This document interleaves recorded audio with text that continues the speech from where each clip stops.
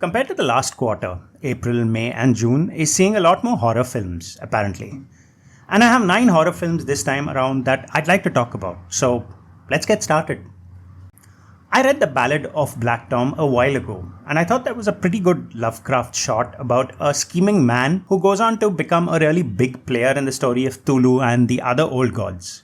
Sinners reminds me of The Ballad of Black Tom for some reason, even though clearly this film is about vampires, not Cthulhu. The setting and the tone, though, were very much like The Ballad of Black Tom. Two brothers return to their hometown to start a new life when they are greeted by vampires. That's all the information there is out about this film. I don't need anything else. I like what there is and I like the trailer, so I'm sitting down and watching this film when it comes out. And I'm going to like it. The film is written, directed and produced by Ryan Coogler. The fact that Ryan Coogler worked on Black Panther has me thinking, maybe I won't like this film. But then I go back and watch the trailer and decide it doesn't really matter that Ryan Coogler is the one who birthed this film. It looks exciting and in all likelihood, I'm going to love this film. 28 Days Later came out exactly 23 years ago, which is a really long time. But 28 Days Later was a brilliant zombie film directed by Danny Boyle. Danny Boyle then went on to make 28 Weeks Later, which was just as good as the first film. We're now going to see 28 Years Later sometime this quarter, and I'm pretty damn excited about it. I know nothing about what's going to happen in the film, and I'm okay with it. Danny Boyle has done well with the actors and the overall plot and the filming of the first 2 films, and I'm confident he'll pull off this movie with class. Drop is a film that's directed by the same guy who worked as a writer or a director or both on Happy Death Day, Paranormal Activity, Scout's Guide to the Zombie Apocalypse, Freaky, and more recently Heart Eyes, all of which are fantastic films, and I really think this film benefits from that. But he's also been a producer on Time Cut, which was a crap film, so I'm not sure what to make of that. Anyway, the trailer actually looks pretty damn good.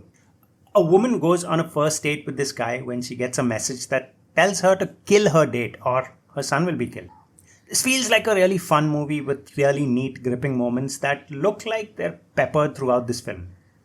I really bought the lead actress's predicament and I was really invested in her plight, even in the 2 minutes 34 seconds I spent with her watching the trailer. I like the trailer and I think the film will be just as good in spite of what I said back there about Time Cut. Hell of a Summer stars that kid from Stranger Things. That's the first thing that registered while I was watching the trailer. He's also in Ghostbusters, and from what I remember, he's the only one of those kids, other than Millie Bobby Brown of course, who made it sort of big in Hollywood. I've only watched the first season of Stranger Things, of course, so I don't know any of the extended cast in the following seasons. Anyway, the film seems like a standard slasher movie in which a bunch of kids go to this summer camp or something, and one night they're hunted down by a masked killer. It's a film with a few jokes thrown in, and I don't know what else I can say about the film. It looks like a really low budget affair, and I don't mean that just financially. I also mean that creatively. This does not look like a great film. It seems like something that they made because it was easy to make. All the horror tropes are right there for them to either rely on the horror tropes as is or point to the tropes and make fun of them. I'm not certain what way they'll go. Clearly, I'm not looking forward to this film. But that being said, I will obviously watch the film because, well, it's a horror film and it doesn't look like utter cow poop. Alright, before we go ahead, don't forget to like and share the video, subscribe to the channel if you haven't already, and let's get back to the video. I don't like films that deal with possessions and exorcisms and stories that deal with kicking ghosts out of human bodies, which is why I'm not a big fan of The Exorcist or the many Exorcist adjacent films that have come out in the past, and that's probably why I won't like The Ritual. Al Pacino and Dan Stevens are priests who attempt to kick out a ghost that's taken possession of a young woman. And that really is the most boring descriptions I've ever read of any film.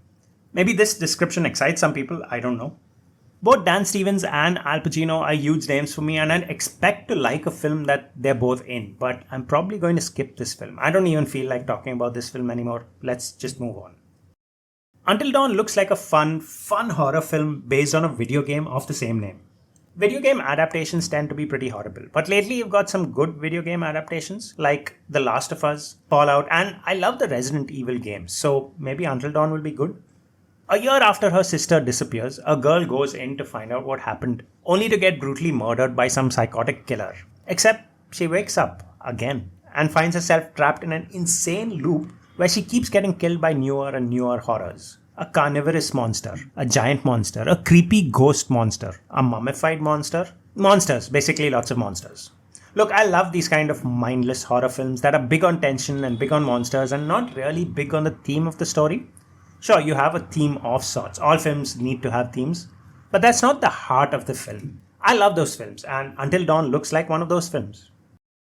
After the first two Final Destination films came out, I got really bored and I didn't really follow up on the rest of the films. Final Destination Bloodlines, though, seems like a variation of that film, in which descendants of the people who've survived an accident are being targeted by death, and they must find a way to get out of this mess. Things were getting a bit repetitive in the Final Destination films, sure, and the creatives have come up with a variation of the original story to maybe make things a little more interesting. But I'm not sure how well this variation will work, for me at least. I'm going into this movie knowing it'll be crap. If it isn't, I'm going to be happy. If it is, well, I expected it to be. I'm really not excited about Megan 2.0.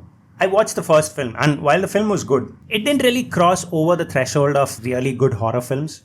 This time around, Gemma, the creator of Megan, is now out in the world giving talks about regulating AI when a defense contractor builds a spy robot that's based on Megan's technology.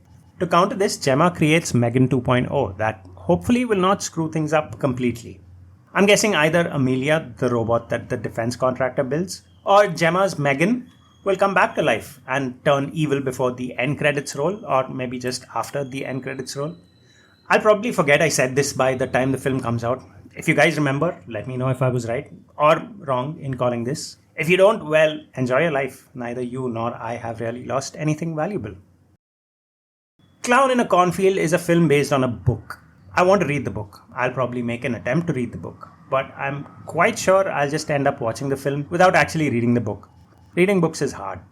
Anyway, the book's summary reads, Quinn Maybrook is a teenage girl who moves into a small town to make a couple of friends. While they're doing their schoolwork, a mascot called Friendo begins attacking and killing random town residents. This is another slasher film like Hell of a Summer, but it has something Hell of a Summer does not. An interesting bad guy.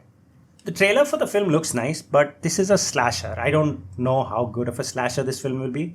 The last slasher I watched was Heart Eyes, and I can't figure out why I like the film. But I don't remember liking slashers all that much really. Clown in a Cornfield might work, or it might just suck. I don't know, time will tell.